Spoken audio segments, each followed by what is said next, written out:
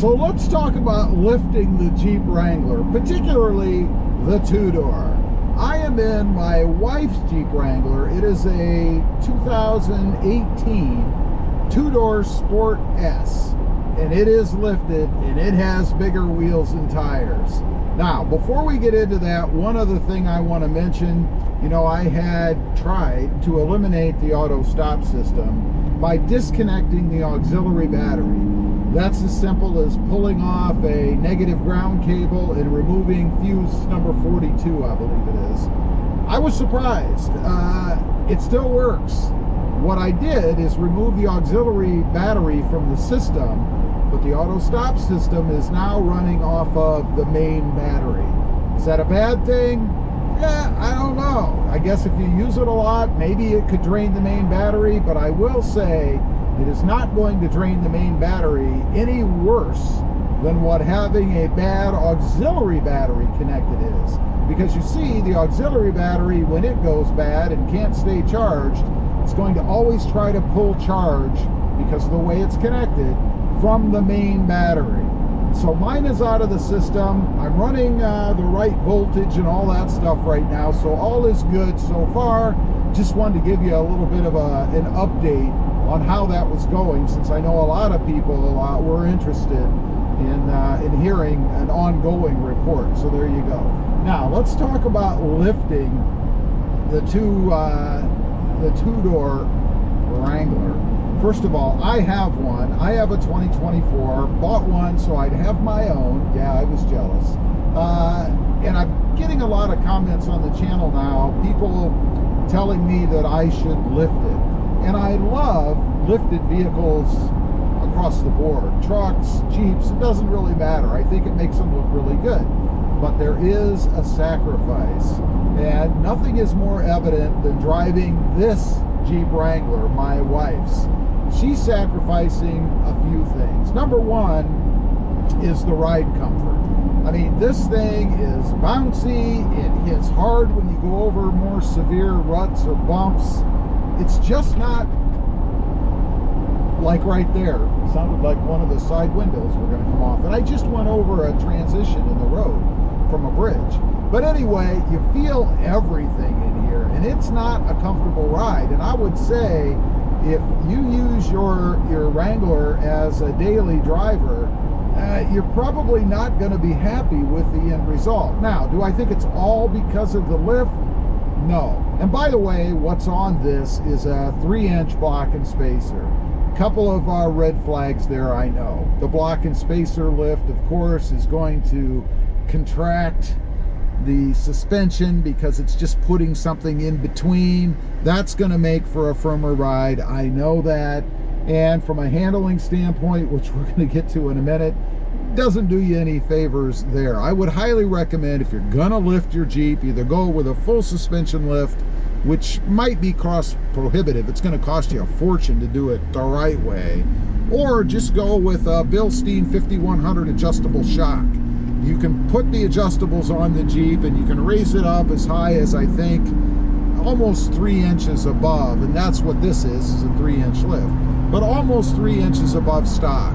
You're going to maintain a lot of the ride quality, if not all of the ride quality, if you do that. Now, I mentioned the lift itself. God, we're going to go over a railroad track in a minute, so better get both hands on the wheel. It's just horrible. But anyway, the other part of the equation is the wheel and tire setup.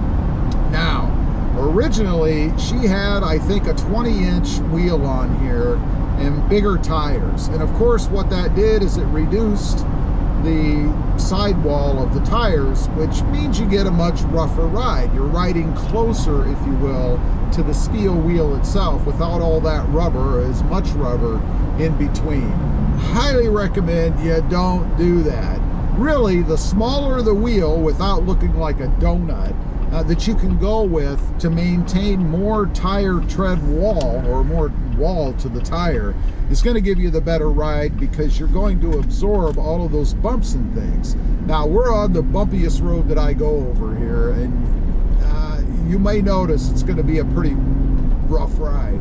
So make sure that you go with a wheel and tire setup. It's not going to make the ride quality even worse. Now, let's talk about handling. You know, yeah, this is bumpy. I'm trying to avoid most of the bumps. I can't avoid them all. Hopefully my camera doesn't fall off the windshield. It's just suction cupped on there.